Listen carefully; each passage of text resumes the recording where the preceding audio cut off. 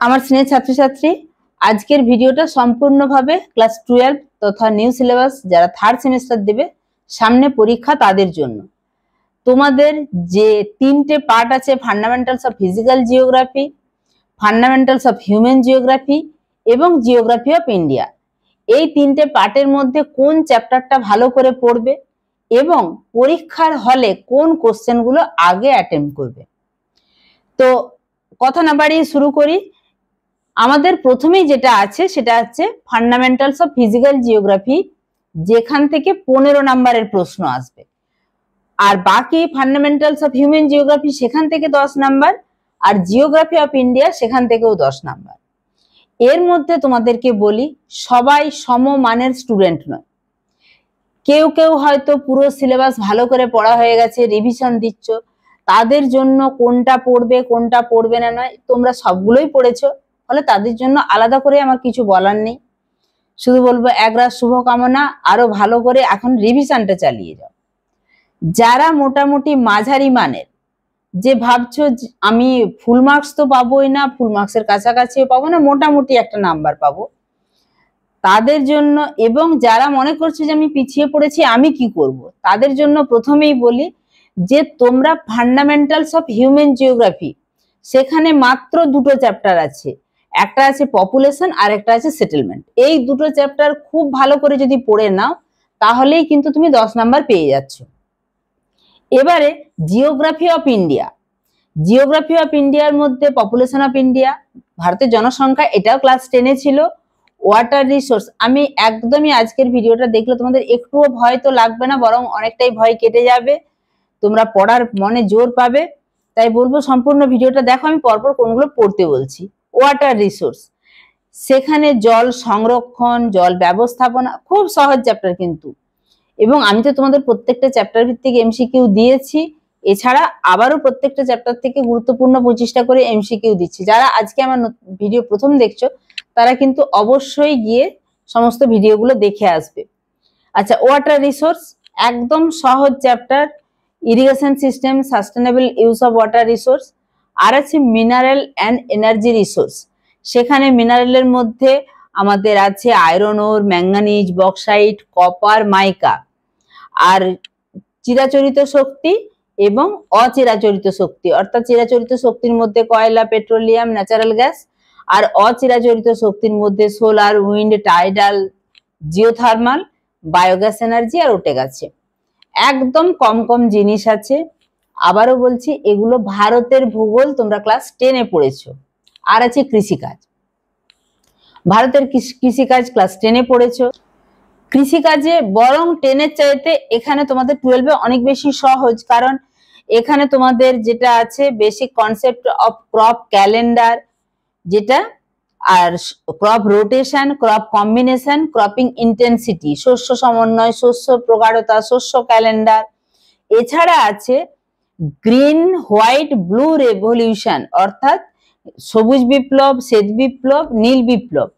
এগুলোর এমসিকিউ কি হবে আমি বারে বারে আলোচনা করেছি, ভীষণ সহজ জিনিস।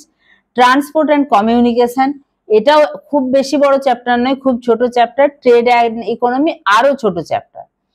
তাহলে যারা একদম ভয় করছো তাদেরকে বলবো জনবসতি, যেটা ফান্ডামেন্টালস অফ হিউম্যান জিওগ্রাফি, সেখানে জনসংখ্যা, জনবসতি, এইটা খুব ভালো করে নাও। এখানে শুধু এমসিকিউ এর উপর, এবং এমসিকিউ এর মানে জাস্ট শুধু 25টা গুরুত্বপূর্ণ নয়, এখানে আমার চ্যানেলে অনেকগুলো শর্টস করে দেওয়া আছে, সেখানে একদম যেগুলো পরীক্ষাতে বারে বারে এসছে, বিভিন্ন কোশ্চেন ব্যাংক বলো বা এবিটি টেস্ট পেপারে বলো, সেইগুলোকে আলাদা আলাদা করে রাখা আছে। যদি তোমাদের মনে হচ্ছে ওগুলো থেকে গুলিয়ে যাবে, তোমরা নোট করবে, এটা আমি আগেও বলেছি। তাহলে প্রথম হচ্ছে ফান্ডামেন্টালস অফ হিউম্যান জিওগ্রাফি শেষ করে দাও, অনেকটাই চিন্তামুক্ত হবে। তারপরে জিওগ্রাফি অফ ইন্ডিয়া একটু রিভিশন করো, কারণ এটা ম্যাক্সিমামটাই 10-এ পড়েছো। তাহলে দেখো 10-10-20 হয়ে গেল। সবচেয়ে যেটা ঝামেলা পাকাবে সেটা হচ্ছে ফান্ডামেন্টালস অফ ফিজিক্যাল জিওগ্রাফি, সেখানে জিও টেকটনিক, যদিও এখানে এটা প্রথম দিকে চ্যাপ্টার অনেক ক্লাস হয়েছে। জিওটেকটনিক হচ্ছে ভূসংস্থান, তারপরে জিওমরফিক প্রসেসেস, যেটা ভূমিরূপ গঠনকারী প্রক্রিয়া সমূহ। এছাড়া আছে ক্লাইমেট বা জলবায়ু, যেখানে কনডেনসেশন অর্থাৎ ঘনীভবন এবং মেঘের সৃষ্টির প্রক্রিয়া এবং তার ক্লাসিফিকেশন, এগুলো আছে। হাইড্রোস্ফিয়ার বায়ুমণ্ডল বিশাল একটা চ্যাপ্টার, সমুদ্র তলদেশের ভূপ্রকৃতি, সমুদ্র জলের উষ্ণতা, লবণতা, সামুদ্রিক অবক্ষেপ এবং সমুদ্র থেকে প্রাপ্ত বিভিন্ন শক্তি সম্পদ এবং খাদ্য সম্পদ। মানে বায়ুমণ্ডলটা, হাইড্রোস্ফিয়ারটা একটা বিশাল চ্যাপ্টার। এছাড়া আছে বায়োস্ফিয়ার। বায়োস্ফিয়ারটা অবশ্য সহজ চ্যাপ্টার, যেটা তোমরা বেশ কিছুটা ক্লাস 10 জীবন বিজ্ঞানে পড়েছো। তাহলে যারা একদম পিছিয়ে আছো মনে করছো, তারা কিন্তু ফিজিক্যাল বা ফান্ডামেন্টালস অফ ফিজিক্যাল জিওগ্রাফিটা বাদ রেখে এই দুটোকে ভালো করে ঝালিয়ে নাও। এবং এখানে ফান্ডামেন্টালস অফ ফিজিক্যাল জিওগ্রাফিতে বাদ দিতে পারবে না, কারণ ওখান থেকে 15 নাম্বার, সবচেয়ে বেশি নাম্বার। ওইখানে প্রত্যেকটা চ্যাপ্টার ভিত্তিক ইম্পর্টেন্ট কিছু কোশ্চেন করো, সমস্ত ডিটেলস। অ্যাকচুয়ালি এমসিকিউ করতে গেলে পুরো খুঁটিয়ে পড়তে হয়। যদি মনে করছো এখন খুঁটিয়ে পড়তে পারবে না, বা খুঁটিয়ে পড়লেও তোমরা বইটা দেখে বলছো যে বুঝতেই পারছি না কোন জায়গাগুলো ইম্পর্টেন্ট, কোন জায়গাগুলো ইম্পর্টেন্ট নয়, তোমরা টেস্ট পেপার করেছো বা কোশ্চেন ব্যাংক করলেই বুঝতে পারবে যে কোন কোশ্চেনগুলো বারে বারে ঘুরিয়ে ফিরিয়ে আসছে।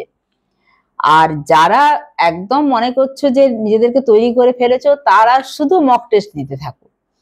ইভেন আমি যে 25টা গুরুত্বপূর্ণ এমসিকিউ এর ক্লাস দিচ্ছি তোমাদেরকে, তোমরা, আমি তো পাওয়ার পয়েন্টে এমন ভাবে করেছি সেখানে উত্তরটা সঙ্গে সঙ্গে আসছে না বা আগে আসছে না, আগে প্রশ্নটা আসছে, অপশনগুলো আসছে, উত্তরটা পরে আসছে।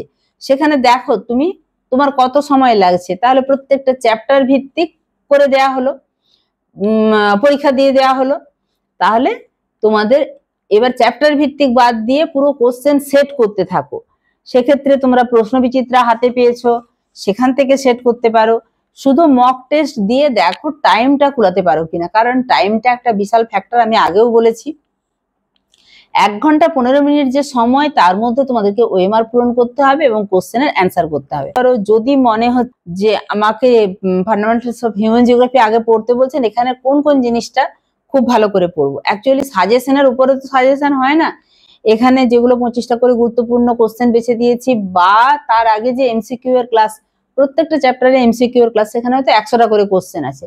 সেগুলো কিন্তু অবশ্যই একটু দেখো, তোমরা বুঝতে পারবে যে কোন কোশ্চেনটা রিপিটেডলি আসছে। কোশ্চেন প্র্যাকটিস করো, প্র্যাকটিস করলেই বুঝে যাবে কোন কোশ্চেন গুলো বারে বারে আসছে।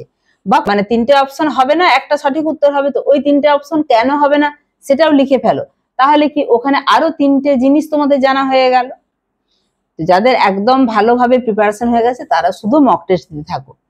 এবার পরীক্ষার হলের জন্য বলি, দেখো এখানে সিম্পল বা বেসিক টাইপের এমসিকিউ আছে, স্তম্ভ মেলানো আছে, শূন্যস্থান পূরণ আছে, চিত্রভিত্তিক বা ডায়াগ্রাম বেসড আছে, কেস বেসড আছে, অ্যাজারশন রিজনিং টাইপ আছে। তোমরা সবার প্রথমে যেটা করবে, সিম্পল বা বেসিক টাইপের এমসিকিউ গুলো করে নেবে, তারপরে শূন্যস্থান পূরণ করবে, চিত্রভিত্তিক করবে। চিত্রভিত্তিক কিন্তু খুব সহজ থাকে। কেস ও কোড ভিত্তিক করবে, খুব সহজ থাকে। তাহলে কোনটা পরে করবে? পরে করবে ট্রু ফলস, পরে করবে বিবৃতি, একদম শেষে বিবৃতিতে যাবে। কারণ বিবৃতির কোশ্চেন গুলো এমনই, মানে বাক্যগুলো এমনই থাকে, মনে হয় কি জানি সঠিক লাগছে, দুটোই সঠিক লাগছে, একটা মনে হচ্ছে কাছাকাছি যাচ্ছে, আবার মনে হচ্ছে এই দুটো বাক্য আরেকটা বাক্যকে কি ব্যাখ্যা করছে। এরকম থাকে তো, যে দুটোই সঠিক এবং একটি অপরটির ব্যাখ্যা দেয়, ব্যাখ্যা দিচ্ছে, এরকম মানে ধারে কাছে দুটোই মনে হচ্ছে হবে, দুটোই মনে হচ্ছে হবে না, এরকম কনফিউশন হয়। এই কনফিউশনের দোলাচলটা যদি পরীক্ষার হলে তোমরা প্রথমে বা মাঝখানে করতে থাকো, তাহলে কিন্তু খুব ঝামেলায় পড়ে যাবে।